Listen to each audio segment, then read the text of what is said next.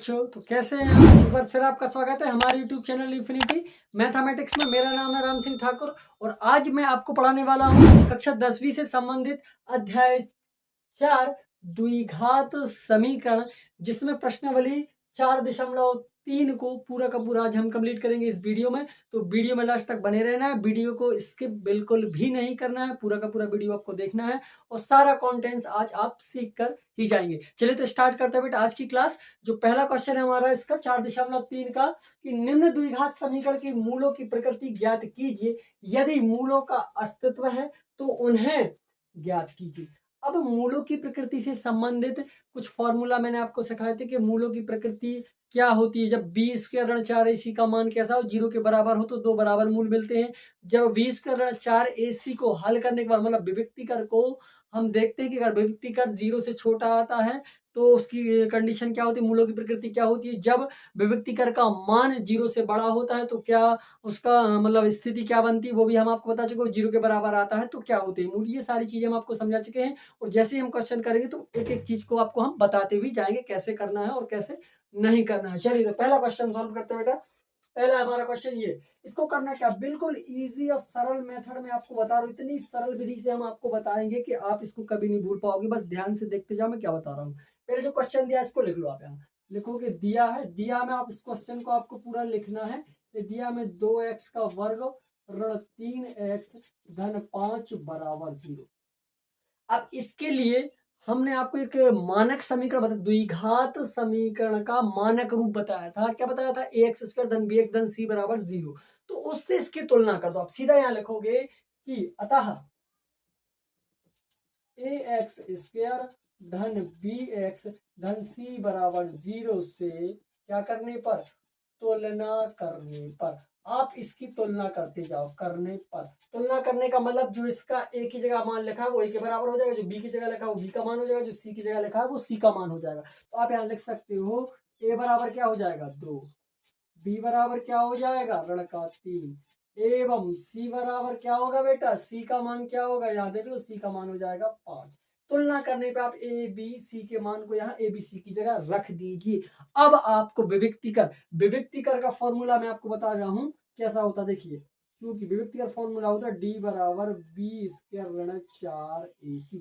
ये होता है विभक्तिकर का फॉर्मूला। सूत्र होता है कि डी बराबर बी स्क्वायर ऋण 4ac। अब इसका हल निकालने के बाद आपको पता चलेगा कि इसकी मूलों की प्रकृति वास्तव में है कैसी, और जैसी होगी उसको हम यहाँ लिखेंगे नीचे। तो चेक करते हैं कि मूलों की प्रकृति कैसी आ रही है बेटा। चलो मान भरिए, यहाँ बी का मान क्या है ऋण 3, यहाँ भर दीजिए ऋण 3 का वर्ग ऋण 4 गुणित ए का मान होगा बेटा 2 गुणित सी का मान होगा 5।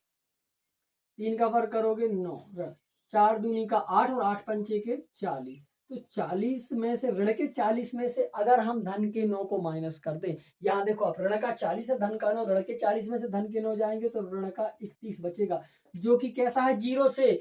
सर ये 0 से छोटा है, 0 बड़ा हो, क्योंकि जितनी भी ऋणात्मक संख्याएं होती हैं बेटा, जितनी भी ऋण चिन्ह वाली संख्या होती है वो सारी की सारी संख्या कैसी होती हैं, 0 से छोटी होती है। और सभी ऋणात्मक संख्याओं में बड़ी होता है क्या, सभी ऋणात्मक संख्याओं से बड़ा होता है 0, और 0 से सभी ऋणात्मक संख्या छोटी होती है। और 0 से बड़ी संख्या क्या होती है, धन वाली, 1 2 3 4 5 6 7, है ना। आपने नंबर सिस्टम पढ़ा होगा, संख्या रेखा पढ़ी होगी, नंबर लाइन पढ़ी होगी, जो मैं आपको बता चुका हूँ। संख्या रेखा ऐसी होती है, ये 0 और इस साइड की संख्या धन की और इस साइड की सारी संख्या ऋण की, मतलब इससे जितनी पीछे आती है वो सारी 0 से छोटी होती है, जो 0 के आगे आती है वो सारी संख्या 0 से बड़ी होती है। इस चीज को समझ लो आप। तो ये क्या है, ये सब 0 से छोटी संख्या, जितनी भी ऋणात्मक संख्या होती है वो सारी की सारी 0 से छोटी होती है। तो इसका आंसर क्या होगा, आप देखोगे यहाँ जब क्या होता है बेटा, जब 0 से छोटी, मतलब जब भी विभक्तिकर का मान ऋणात्मक आए तो उसका कोई मूल नहीं होता। इधर रखना, कोई भी मूल नहीं होता। तो आप यहाँ लिख सकते हो कि अतः दिए गए समीकरण, आप लिखो यहाँ अतः दिए गए समीकरण के कोई वास्तविक मूल नहीं होंगे। क्यों नहीं होंगे, क्योंकि सर कंडीशन ऐसी बनती है, या लिख सकते हो या कि बी स्क्वायर ऋण 4ac का जो मान आया वो कैसा है, 0 से छोटा है। तो इस कंडीशन में कोई भी मान नहीं होता। मूलों की प्रकृति में क्या होती, मूलों की प्रकृति के इसमें अतः समीकरण का कोई वास्तविक मूल नहीं होगा जब ऋणात्मक मान आते। इसी प्रकार इसको करना है बिल्कुल सेम मेथड से बेटा, कुछ नहीं करना। आप क्या लिखोगे, इसमें लिखना है आपको, यहाँ पर दिया है मैं जो भी क्वेश्चन आपको यहाँ लिखा हुआ है, जैसे ये क्वेश्चन लिखा है, इस क्वेश्चन को यहाँ आपको लिखना है, तो लिख दीजिए 3x का वर्ग ऋण 4 करने 3 इंटू एक्स धन 4 बराबर 0। अब क्या करना है, इसकी तुलना कर दीजिए। क्या करना है बेटा, तुलना कर दीजिए। तुलना किससे करते हो, अतः समीकरण किसका, द्विघात समीकरण का जो मानक रूप है उससे इस समीकरण की आप तुलना कर दीजिए। तुलना करेंगे तो क्या होगा, एबीसी का मान हमें मिल जाएगा, और एबीसी के मान को हम जो फार्मूला ने लिखवाया आपको विभक्ति करवाला डी बराबर 20 करण 4 AC वाला, उस फॉर्मूले में इसका मान रख दीजिए। इसका मान जैसे ही हम फॉर्मूले में रखेंगे तो क्या हो जाएगा, फॉर्मूले में रखेंगे डी का मान आ जाएगा। डी का मान हम देखेंगे कि कैसा आ रहा है, जीरो से बड़ा आ रहा है कि जीरो से छोटा आ रहा है कि जीरो के बराबर आ रहा है। कंडीशन इसी पर निर्भर करती है कि मान ऋणात्मक आ रहा है कि धनात्मक आ रहा है कि जीरो के बराबर आ रहा है। फिर निर्धारित होते हैं इसके मूल कैसे होंगे, वास्तविक होंगे, कोई मूल नहीं होगा, या बराबर होंगे। ठीक है, ये चीज आती है। चलिए तो कर लेते हैं हम। ए बराबर क्या हो जाएगा, आगे क्या लिखा 3, बी का मान क्या हो जाएगा ऋण 4 करणिका 3, एवं सी का मान क्या हो जाएगा 4, दिया 4। ठीक है, अब क्या करना है, विभक्तिकरण में रख दो, इसीलिए d बराबर फॉर्मूला होता है बी स्क्वायर ऋण 4 AC। इसमें मान रखेंगे बेटा हम, b का मान क्या है, ये रखा ऋण 4 करने 3 का वर्ग ऋण 4 गुणित a का मान है बेटा 3 गुणित c का मान है बेटा 4। बस हल कर दीजिए, 4 का वर्ग हो जाएगा 16 गुणित 3 का वर्ग करेंगे तो करनी कट जाएगी, है ना। ऋण 4 3 का 12 और 12 12 चौके 48 और 16 दूनी 32 16 3 48 और ऋण का 48। 48 में 48 का वैल्यू क्या आ गई 0। जो v स्क्वायर का मान आ रहा है वो कैसा आ रहा है, 0 के बराबर आ रहा है। कंडीशन यहाँ पर रही है बेटा कि v स्क्वायर ऋण 4 AC की जो वैल्यू है वो बराबर है किसके, 0 की। और जब ये वैल्यू 0 के बराबर होती है तो कंडीशन क्या बनती है कि दोनों मूल कैसे होंगे बेटा, बराबर होंगे। कैसे होंगे, बराबर होंगे। आप लिख सकते हो, अतः दिए गए समीकरण, अतः दिए गए समीकरण के मूल बराबर होंगे। क्या होंगे, बराबर होंगे।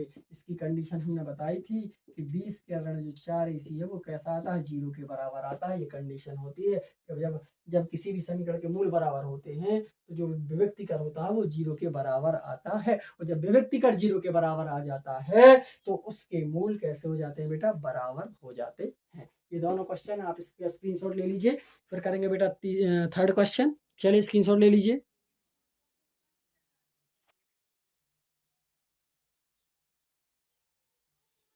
चलिए बेटा क्वेश्चन नंबर थर्ड है कि निम्न द्विघात जो पहला क्वेश्चन उसी का तीसरा है। ये दो क्वेश्चन हम कर चुके हैं, तीसरे को भी सेम करना। वैसे ही कैसे करोगे आप बेटा, पहले आपको लिखना है दिया है। क्या लिखोगे आप, दिया है। दिया हमें जो क्वेश्चन है उसको उतारना है आपको, पूरा का पूरा एज इट इज राइट कर दीजिए यहाँ पर, उसको पूरा का पूरा यहाँ लिखना है। लिख दिया बेटा। अब क्या करना है, हमें इसकी तुलना करनी है किससे, मानक द्विघात समीकरण से। अब यहाँ लिखो कि अतः ए एक्स स्क्वायर, आप लिखोगे ए एक्स स्क्वायर धन बी एक्स धन सी बराबर 0 से तुलना करने पर, तुलना करेंगे तो हमें क्या होगा बेटा, ए बी सी का मान मिल जाएगा, वही हमें यहाँ निकालना है। चलिए तो ए बराबर क्या हो जाएगा, लिखा है आगे 2, बी का मान क्या हो जाएगा ऋण का 6, जो एक्स है चर है उनको छोड़ना है, अचर को बस लिखना है, एवं जो सी का मान है वो क्या हो जाएगा बेटा 3। अब किसमें लगाना, विभक्तिकर का फॉर्मूला डी बराबर बी स्क्वायर ऋण 4 AC। मान भर दीजिए, बी का मान है बेटा ऋण का 6 का वर्ग ऋण 4 गुणित ए का मान है 2 गुणित सी का मान है बेटा 3, तो 3 रख दीजिए।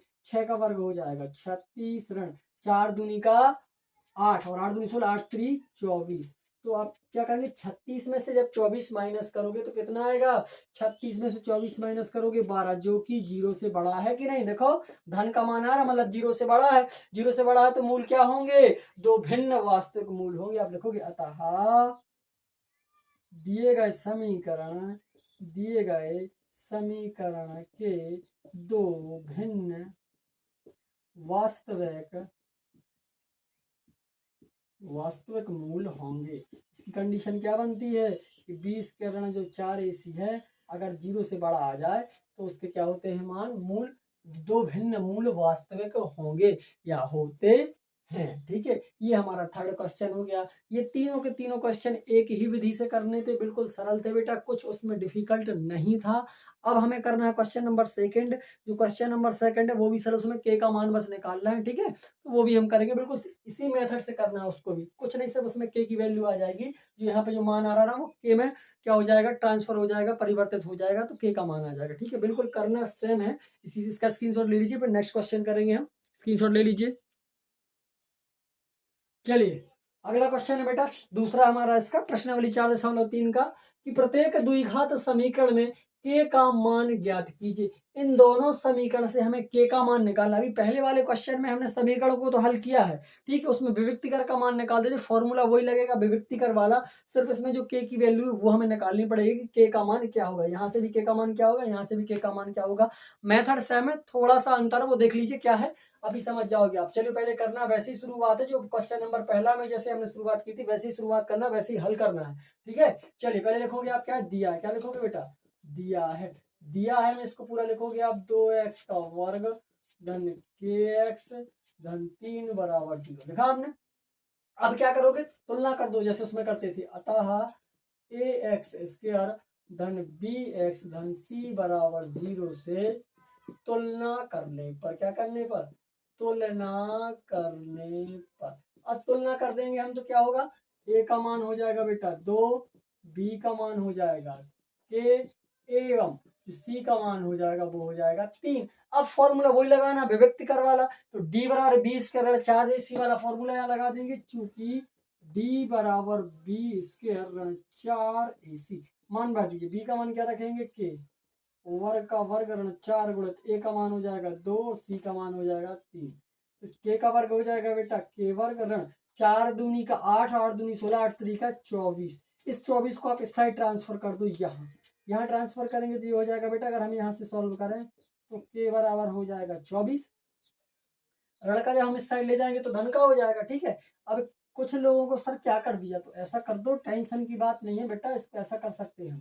देखो के स्क्वायर यहाँ रहे तो इसको यहाँ ले जाओ, तो ऋण से हो गया धन, तो के बराबर जी करणी वर्ग हटाएंगे तो करणी लग जाएगी 24 पर। अब 24 की करणी को आप सॉल्व करोगे कैसे, ऐसे 2 12 24 और 2 6 के 12 और 2 3 का 6 और 3 एकम का 3। जोड़ा किसका बन रहा है, सिर्फ 1 2 का बन रहा है ना, तो इस 2 को ले आओ करणी से बाहर, और कितने बचे हैं 2 और 3 बच रहे, इसको अंदर लिख दो 2 गुणा 3 बराबर के, और करोगे तो 2 गुणा कर दो 3 दूनी का 6 बराबर के, तो के का मान क्या आ गया 2 करणी 6 आ गया के का मान, ये आ गया 2 करणी 6 बराबर के, मतलब के का मान आ गया 2 करणी 6। बिल्कुल इजी था, मेथड सेम थी जैसे क्वेश्चन नंबर 1 में थी, वही मेथड यहाँ लगा रहा हूं मैं, कोई डिफरेंस नहीं है। दूसरा क्वेश्चन देखो ऐसे ही करेंगे, क्या लिखोगे पहले दिया, क्या लिखना है आपको, दिया में पूरा क्वेश्चन उतारोगे आप के एक्स इंटू एक्स ऋण 2 एंड धन 6 बराबर 0। के एक्स का अंदर गुणा करो आप, के एक्स का अंदर गुणा करोगे तो ये हो जाएगा के एक्स का वर्ग ऋण के एक्स का इसमें होगा तो 2 के एक्स धन 6 बराबर 0 हो गया। सर अब क्या करो, तुलना कर दो, अतः लिख के सीधा तुलना कर दो, मैं सीधा मान रख रहा हूँ, ए बराबर हो जाएगा के, बी बराबर हो जाएगा 2k और सी बराबर हो जाएगा 6। इसको सीधा मान रख दो कहाँ, इस फॉर्मूला में, डी वाले में, विविक्तिकर वाला फॉर्मूला, डी बराबर 20 के ऋण 4ac, बी का मान आया 2k 4 गुणित के गुणित 6। ठीक है, ये हो गया हमारा। अब सॉल्व करते हैं तो क्या होगा बेटा, 2 का वर्ग होगा 4 और के का वर्ग होगा के वर्ग ऋण 6 चौका 24 और के, ये हो गया 24 के। अब इसमें क्या कर सकते हो, अलग इसको 4 के इसमें से कॉमन ले लो, 4 के कॉमन ले लो आप इसमें से, 4 के अगर हमने बाहर निकाला तो यहाँ बचेगा 1 के, यहाँ बचे 4 निकाला तो 6 चौका 24 6 बचेंगे, है ना, यहाँ पे 0 मान लो, यहाँ लिख लो। अब अलग अलग कर लो दोनों को, अब 4 के बराबर 0 एवं एक बार इसको 0 के बराबर ले लो, के ऋण 6 बराबर 0, तो क्या हो जाएगा, यहाँ पर के बराबर आ जाएगा 0 और यहाँ पर आ जाएगा के बराबर ऋण के 6 साइड जाएंगे बेटा तो धन का 6 हो जाएगा, ये आ जाएंगे धन के 6। तो इसमें के का मान आ गया प्लस का 6, के इज इक्वल टू 6, मतलब के बराबर 6। ये दोनों क्वेश्चन कंप्लीट हो गए, बिल्कुल सरल थे। क्वेश्चन नंबर 1 जैसे ही थे, दोनों को भी आप समझ लीजिए, इसका स्क्रीनशॉट ले लीजिए, फिर करेंगे क्वेश्चन नंबर 3 से सॉल्यूशन। ठीक है, तो इसका स्क्रीनशॉट ले लीजिए बेटा।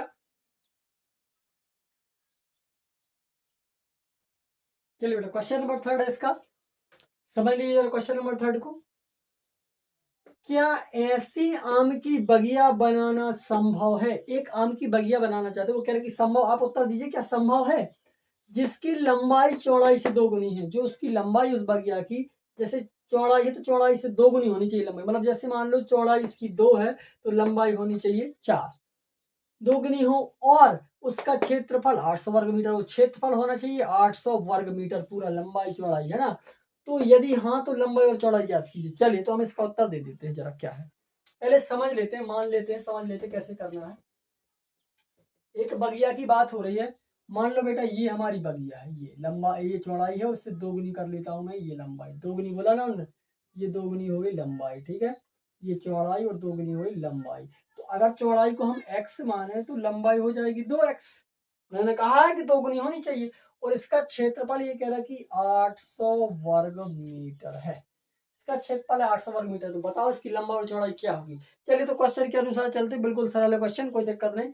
ये आयत के जैसा दिख रहा है ना, तो आप यहाँ लिख सकते हो माना कि, मान लो माना कि लंबाई, या माना कि चौड़ाई, चौड़ाई को हमने माना x, चौड़ाई को क्या माना x, ठीक है x, तो लंबाई सॉरी चौड़ाई तो लंबाई 2x, लंबाई होगी भैया हमारी 2x, और इसका जो क्षेत्रफल है वो क्षेत्रफल इन्होंने दिया है 800 वर्ग मीटर, मतलब ये मीटर में दी हुई है, किसमें दी है, मीटर में दी हुई है। ठीक है, अब आयत के जैसा दिख रहा है तो आयत का फॉर्मूला लगा तो लिखते हैं आप, इसलिए आयत का क्षेत्रफल या आयताकार बगिया का क्षेत्रफल, आयताकार बगिया का क्षेत्रफल क्या होगा, आयताकार बगिया का क्षेत्रफल इन्होंने दिया 800 वर्ग मीटर। तो बगिया का क्षेत्रफल क्या होता है, लंबाई गुणे चौड़ाई, इन दोनों का गुणा कर दो, तो x गुणित 2x बराबर कितना हो जाएगा 800 वर्ग मीटर। गुणा करोगे तो कितना हो जाएगा, 2x का वर्ग बराबर हो जाएगा 800, तो x वर्ग बराबर कितना हो जाएगा 800 बटे 2, ये 2 बटे में आ जाएगा, 2 से काट दो, 2 चौका 8, डबल 0 400 आ जाएंगे। तो x बराबर क्या हो, जब ये वर्ग हटाएंगे तो यहाँ लग जाएगी करनी, 400 का वर्गमूल क्या होता है 20, ठीक है, कितना होगा 20। तो ये आ गई भैया हमारी क्या चौड़ाई, लंबाई क्या होगी, तब लंबाई लिख लो, तब लंबाई, लंबाई को सर आपने माना था 2x, तो 2 गुणित x का मान क्या है 20, 20 दूनी का 40, 40 मीटर लंबाई और 20 मीटर इसकी चौड़ाई होगी, लिख सकते हो। हाँ हाँ, ऐसी बगिया बनाना, बगिया सॉरी, हाँ ऐसी बगिया बनाना संभव है, हाँ ऐसी बगिया बनाना संभव है। क्यों, ये देखो इसकी लंबाई चौड़ाई जाएगी, इसलिए ऐसी बगिया बनाना संभव होगा, क्योंकि वो पूरे रियल रूट में है ना, पूर्णांक में है, और रूट भी निकल रहा है उसका, तो बगिया बनाना हमें संभव होगा। अब आपको क्या करना है, इस क्वेश्चन का स्क्रीनशॉट ले लीजिए, फिर नेक्स्ट क्वेश्चन करेंगे हम बेटा। चलिए अगला क्वेश्चन है बेटा, क्वेश्चन नंबर 4, इसका मैं यहाँ लिख नहीं रहा हूँ, सीधा पढ़ के आपको सुना रहा हूँ, आप बुक्स में देख सकते हो। क्या निम्न स्थिति संभव है, ये कह रहे कि स्थिति संभव है, यदि है तो उनकी वर्तमान आयु ज्ञात कीजिए। एक स्थिति वो दे रहा है, क्या ये संभव है, अगर संभव है तो उसकी वर्तमान आयु हमें बताना है। इन्होंने लिखा है कि 2 मित्रों की आयु का योग, 2 मित्र हैं है ना, 2 मित्रों की आयु का योग पूछ रहे हैं वो, जो 2 मित्र दिए हैं उन कोई से भी 2 मित्र मान लीजिए, वो कह रहे हैं उन मित्रों की आयु का योग है ना, यहाँ पर दिया हुआ है। अब मित्रों की आयु के योग के अनुसार हमें इसका आंसर निकालना है। चलिए तो देखते हैं क्या है। ये कह रहा है कि 2 मित्रों की आयु का योग 20 वर्ष है, तो पहले तो हम आयु मान लेते हैं क्या है, ठीक है, यहाँ मान लेंगे बेटा पहले मित्र के, मैं सीधा आंसर कर रहा हूँ, चौथे का आंसर कर रहा हूँ सीधा हल, क्या कर रहा हूँ, सीधा मैं उसका हल निकाल रहा हूँ, आप समझते जाइए। वो कह रहे हैं कि दोनों मित्रों की आयु का योग 20 है, तो पहले मान लेते हैं पहले मित्र की आयु, किसकी मान ले बेटा, पहले मित्र की आयु, पहले मित्र की आयु हमें पता नहीं इसलिए हम मान रहे हैं पहले मित्र की आयु क्या x, दूसरे मित्र की आयु मान लेते हैं, है ना, तो दूसरे मित्र की क्या है दूसरे मित्र की आयु। सर ये क्या है दूसरे मित्र की आयु? भैया वही कह रहे हैं, और वो कह रहा है कि दोनों मित्र की आयु का जो योग है वो 20 है। तो जब पहले की x है तो दूसरे की क्या होगी? 20 में से x कम कर तो वो दूसरे की निकल आएगी। जैसे मैंने बात पूछा कि दोनों के पास 20 रुपए हैं, उसमें से एक के पास 10 रुपये, तो दूसरे के पास कितने होंगे? आप ऐसे करोगे 20 ऋण 10 बराबर सर 10, उसके पास भी 10 होंगे। तो इसी प्रकार जब दोनों की आयु 20 है और जिसमें से एक की आयु x है तो दूसरी क्या होगी? 20 ऋण x होगी। सीधा ऐसा गणित है, उसमें क्या है, ठीक है। तो ये क्या होगी? 20 ऋण x होगी। अब ये कह रहा है कि 4 वर्ष पूर्व, 4 वर्ष पहले की बात हो रही, जरा उसको समझ लेते हैं। 4 वर्ष पहले की बात हो रही बेटा, तो यहाँ आप लिखोगे 4 वर्ष पूर्व, यहाँ लिख लीजिए 4 वर्ष पूर्व, मतलब पहले की बात हो रही। तो 4 वर्ष पहले इसकी आयु क्या होगी?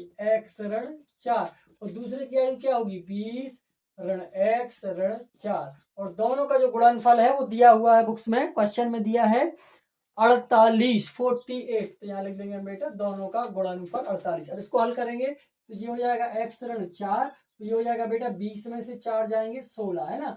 तो ऋण का x और धन के 16, आप ऐसा लिख सकते हो सीधा 16 ऋण x बराबर 48। अब इनका आपस में गुणा कर लेते हैं, ठीक है।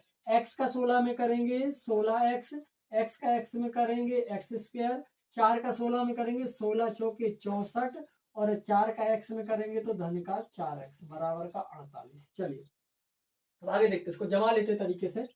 ये हो जाएगा ऋण का x स्क्वायर, 16 और 4 हो जाएंगे धन के 20x, और क्या हो जाएगा इसके साइड, ये है ऋण का 64, ये साइड आएंगे तो ये भी हो जाएंगे ऋण के 48। यहाँ क्या बचेगा? 0। ये हो जाएगा माइनस का x स्क्वायर धन का 20 ऋण के 48 ऋण के 64, दोनों को जोड़ दो बेटा 112। ये हो जाएंगे ऋण के 112 बराबर 0। आगे से हमें माइनस हटाना है तो ऋण चिन्ह का गुणा कर दो, तो ये हो जाएगा x स्क्वायर धन, धन की जगह ये हो जाएगा, ये इसमें ऋण का गुणा हुआ तो धन, और धन में ऋण का गुणा होगा तो हो जाएगा ऋण, और ऋण में धन का गुणा हो जाएगा तो धन बराबर 0, ठीक है। अब तुलना कर दीजिए, a बराबर हो जाएगा 1, b बराबर हो जाएगा ऋण का 20, एवं c का मान हो जाएगा 112। अब मान भर दीजिए किसमें? 20 कर वाले में, विभक्ति कर वाले फॉर्मूला में, d बराबर 20 के ऋण 4ac। तो आप यहाँ देखोगे b का मान है ऋण का 20, यहाँ भरो बेटा ऋण का 20 ऋण 4 गुणित a का मान है 1 और c का मान है बेटा 112। चलिए करते हैं, 20 का वर्ग हो जाएगा 400, और इसको गुणा करोगे तो आ जाएगा 4 दूनी का 8, 4 एकम का 4, 4 एकम का 4, 448 में से 4 से जाएंगे तो ऋण के 48, जो कि क्या आ रहा है? माइनस की वैल्यू आ रही है, और माइनस की वैल्यू आएगी तो क्या होगा बताइए सभी लोग? माइनस की वैल्यू में क्या होगा? ठीक है, जब ऋण की वैल्यू आ रही है मतलब ये क्या है? मुमकिन नहीं है किसी का आना। तो आप लिख सकते हो क्वेश्चन जो दिया था, तो इसमें दिया था ना कि क्या निम्न स्थिति संभव, तो आप लिखोगे नहीं, क्या लिख दो? नहीं, यह स्थिति यहां संभव नहीं है। क्यों नहीं है संभव? देखो बेटा, जब विभक्ति कर का मान ऋण में आता है मतलब यहाँ पर कोई मूल नहीं होता। जब कोई मूल ही नहीं होगा तो उसकी उम्र कैसे आ जाएगी? यहाँ पे उसकी जो आयु है वो कैसे यहाँ आ जाएगी? इसलिए यह संभव नहीं होगा। इसका स्क्रीनशॉट ले लो, फिर नेक्स्ट क्वेश्चन करेंगे बेटा। चलिए क्वेश्चन नंबर लास्ट बेटा इस प्रश्नावली का, क्वेश्चन नंबर 3 है, क्या परिमाप 80 मीटर तथा क्षेत्रफल 400 वर्ग मीटर के पार्क को बनाना संभव है? ये कह रहे हमारे पास पार्क है, मान लो ये हमारा पार्क बेटा, यहाँ मान लेते हैं ये हमारा पार्क है, ये पार्क था, ठीक है। इस पार्क में ये कह रहे हैं कि इसका जो पेरीमीटर है, टोटल पेरीमीटर है वो 80 मीटर का, और इसका क्षेत्रफल है 400 वर्ग मीटर। इसका जो टोटल क्षेत्रफल है वो 400 वर्ग मीटर का है, और पेरीमीटर कितना है बेटा? 80 मीटर का है। यदि हाँ तो लंबाई और चौड़ाई, इसकी लंबाई और चौड़ाई, ये लंबाई हमें मानना है, इसको निकालना है, और ये चौड़ाई निकालना है। इसको समझ लीजिए जरा लंबाई और चौड़ाई को, ठीक है। अब कैसे निकालेंगे लंबाई और चौड़ाई को? अब हम यहाँ मान लें, क्योंकि हमें पता तो है नहीं क्या है, तो मान के चलेंगे बेटा। हम यहाँ पे मान लेंगे, माना कि लंबाई या चौड़ाई, कोई भी चीज पहले मान लेंगे। माना कि क्या मान ले? लंबाई मान ले। माना कि लंबाई x, लंबाई क्या होगी? माना कि लंबाई x मीटर, ठीक है। चौड़ाई क्या होगी बेटा? चौड़ाई हो जाएगी हमारी, चौड़ाई को मान लेते हैं यहाँ पे, क्या मान ले? लंबाई को हमने x माना है तो चौड़ाई को क्या मान ले? यहाँ से समझ लो जब लंबाई x है तो टोटल पेरीमीटर 80 दिया है। चौड़ाई को आप चाहो तो मान सकते हो या सीधा b भी रख सकते हो, कोई दिक्कत नहीं, सीधा b रहने दो, ठीक है। चौड़ाई b है, ठीक है। पेरीमीटर क्या दिया, परिमाप, परिमाप दिया है यहाँ पर, देख लो आप 80 मीटर, और क्षेत्रफल दिया है 400 वर्ग मीटर का, कोई दिक्कत नहीं, ठीक है। तो पेरीमीटर यहाँ पे हम लिख सकते हैं, पेरीमीटर का फॉर्मूला होता है, मतलब परिमाप का सूत्र होता है 2 गुणित लंबाई धन चौड़ाई बराबर कितना दिया है, 80 दिया है सर। ये होता है आयत का परिमाप, 2 गुणित लंबाई धन चौड़ाई, ठीक है। इसमें मान बढ़ते हैं, तो 2 लंबाई का मान क्या है, x माना हमने, b का मान तो v रहेगा बराबर 80। अगर 2 से इसको हम भाग देंगे तो कितना आ जाएगा, 40। b का मान क्या निकल जाएगा, 40, तो ये b बराबर हो जाएगा 80, और ये x कहाँ जाएगा, इस साइड, कहाँ जाएगा बेटा, इस साइड, सॉरी 2 से इसको भाग ही दे रहा हूँ पहले मैं, नहीं तो आप लोग कंफ्यूज हो जाओगे। x धन b बराबर 80 में 2 से भाग दे देते हैं, कितना आएगा 40, ठीक है। तो ये हो गया, b का मान निकाल लूँ मैं सीधा, b बराबर 40, और ये x साइड जाएगा, ऋण का x हो जाएगा। ये निकाला है b का मान, ठीक है। ये किसका निकाला है, b, b मतलब किसका, चौड़ाई का मान निकाला है b है। चलिए एरिया निकालना है, चूंकि एरिया, या इसलिए एरिया का फॉर्मूला क्या होता है, क्षेत्रफल का, क्षेत्रफल बराबर होता है लंबाई गुणे चौड़ाई, क्षेत्रफल बराबर क्या होता है, लंबाई गुणे चौड़ाई। तो सीधा लिख दो यहाँ, लंबाई गुणे चौड़ाई बराबर क्षेत्रफल, लंबाई गुणे चौड़ाई बराबर क्या होता है, क्षेत्रफल होता है सर, किसका, आयत का क्षेत्रफल होता है लंबाई गुणे चौड़ाई। तो लंबाई हमारी क्या मानी हमने, x, सर चौड़ाई क्या निकाली, 40 ऋण x निकाली सर, अब b के अब b, और क्षेत्रफल दिया है हमारा 400, तो हमने सीधा मान भर दिया, फॉर्मूला में क्या कर दिया, वैल्यू भर दी, मान भर दिया। गुणा कर दीजिए, x का 40 में यहाँ से कर रहा हूँ मैं, x का 40 में गुणा करोगे तो 40x, इस x का x में होगा तो माइनस का x स्क्वायर, तो ये जो कहते हो रहेगा बराबर का 400। इसको मैं जमा के लिख रहा हूँ तरीके से, ठीक से, ठीक है। इसको लिखेंगे हम माइनस का x स्क्वायर धन का 40x, और इसको साइड लाएंगे तो ऋण का 400, यहाँ कुछ नहीं बचेगा 0। अब इसमें ये ऋण को मैं खत्म कर रहा हूँ, तो यहाँ से ऋण का ऋण से गुणा कर दूंगा, सब में ऋण से गुणा करूंगा तो ये धन का हो जाएगा, ये धन धन में ऋण का गुणा होगा तो ये ऋण हो जाएगा, और ऋण में ऋण का गुणा हो जाएगा तो धन का हो जाएगा। चलिए अब इसके गुणनखंड, मध्य पद के गुणनखंड तोड़ लो इसके, तो सीधी सी बात है 20-20 में तोड़ दो, 20-20 हम का 400 हो जाएगा, और क्या हो जाएगा, 20-20 को तोड़ोगे तो 40 हो जाएगा, तो इसको लिख सकते हो आप x स्क्वायर ऋण का 20x ऋण का 20x धन का 400 बराबर 0। क्यों, 20 में 20 को जोड़ोगे तो 40 हो जाएगा, 20 का 20 में गुणा करोगे तो 400 हो जाएगा, सीधा सा गणित है। इसमें से कॉमन ले लो, इसमें से कॉमन लो, इसमें से क्या कॉमन लोगे आप, x कॉमन ले लो तो क्या बचेगा, x ऋण 20, यहाँ से 20 कॉमन लोगे तो x ऋण 20 बराबर 0। ये दोनों जगह इसको कॉमन ले लो, x ऋण 20 और अगला हो जाएगा x ऋण 20 बराबर 0। तो अलग अलग करोगे तो एक की वैल्यू हो जाएगी x बराबर 20, एवं दूसरा भी हो जाएगा x बराबर 20। दोनों का पक्षांतर करोगे ऋण से धन में पहुंच जाएगा, ऋण से धन में पहुंच जाएगा। तो लंबाई और चौड़ाई ये निकले, इसकी क्या आ गई है, लंबाई को हमने x माना था, लंबाई होगी बेटा हमारी क्या 20, और चौड़ाई भी क्या होगी 20, तो लिख सकते हो अतः लंबाई भी वही और चौड़ाई भी वही, लंबाई भी 20 मीटर है और चौड़ाई भी क्या होगी, सेम होगी सर, 20 ही मीटर होगी, ठीक है। इसी के साथ हमारी एक्सरसाइज 4.3 बिल्कुल कंप्लीट हो चुकी है। मैंने इस वीडियो में पूरी की पूरा सॉल्यूशन 4.3 का पूरा सॉल्यूशन मैंने दे दिया है। बस अब आपका काम है कि आपको पूरी एक्सरसाइज पढ़ना है, अच्छे से पढ़ना है, ध्यान से पढ़ना है, पूरा का पूरा जो क्वेश्चन उसका कंटेंट है वो सारा का सारा कंटेंट आपको सीखना है, कोई भी चीज मिस नहीं करनी है। बिल्कुल सरल तरीके से मैंने पूरे के पूरे क्वेश्चन आपको समझा दिए हैं। फिर भी अगर आपके पास कोई भी डाउट रहता है तो आप बेटा कमेंट में उस डाउट को हमसे क्लियर कर सकते हैं, आप कमेंट करिए, हम उसको आपके डाउट को क्लियर करेंगे। अगर ऐसा नहीं होगा तो मैं लाइव स्ट्रीम पर आऊँगा, जिस दिन मैं लाइव आऊँगा तो आप सारे डाउट क्लियर कर सकते हैं। इसीलिए आप ध्यान से पढ़ो, आपके सारी परेशानियों का सॉल्यूशन हम आपको देंगे, बिल्कुल घबराने की जरूरत नहीं है। बिल्कुल ऐसी तैयारी मैं आपको करवाऊंगा कि कहीं भी आपको परेशानी नहीं जाएगी। आपको बस पूरा टाइम देना है, ध्यान से पूरा वीडियो देखना है, वीडियो को काट काट के स्किप करके नहीं देखना है, पूरी तैयारी करना, अच्छे से देखना, अच्छे से समझना, अच्छे से पढ़ना है आपको, ठीक है। तो आपकी सारी परेशानियां दूर हो जाएंगी, बिल्कुल तरीके से आप पूरी मैथमेटिक्स सीख जाओगे, कहीं भी कोई परेशानी नहीं जाएगी। आपके एग्जाम की अच्छी से मैं तैयारी करवाऊंगा। गा। ठीक है, तो ध्यान से पढ़ना। अगर वीडियो अच्छा लगे बेटा तो लाइक कमेंट जरूर करें, शेयर करें। और अगर आप हमारे चैनल पर नए हैं और इसी तरह के वीडियो पाने के लिए आप हमारे चैनल को सब्सक्राइब कर लीजिए, ताकि जब भी मैं आपको वीडियो डालूं तो आपके पास नोटिफिकेशन पहुंच जाए, आप इस वीडियो को देख सके, वॉच कर सके। ठीक है, मिलते हैं बेटा नेक्स्ट वीडियो में। जब तक के लिए बाय बाय।